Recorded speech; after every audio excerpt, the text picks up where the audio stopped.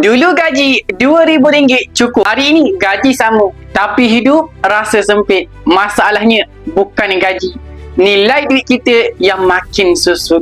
Jangan lupa follow dan save video ni untuk rujukan akan datang. Bila harga barang naik, itu tanda kuasa beli duit kita makin lemah. Duit kertas nilainya naik turun ikut masa. Inflasi senyap-senyap makan simpanan kita. Kalau duit hanya disimpan dalam bank, faedah kecil tak mampu kejar inflasi. RM100 dulu banyak barang, sekarang tak sampai separuh. Sebab tu orang yang faham keuangan, mereka simpan nilai, bukan sekadar duit. Emas bukan untuk kaya cepat, tapi untuk kekalkan hasil kerja keras kita. Harga emas naik bila nilai duit jatuh. Kalau tunggu duit makin lemah, kos untuk mula jadi lebih mahal.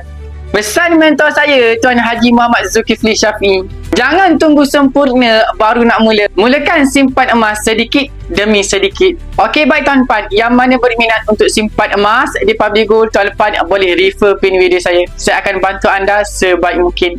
Berkos yang santai, tapi sampai jumpa nanti video seterusnya.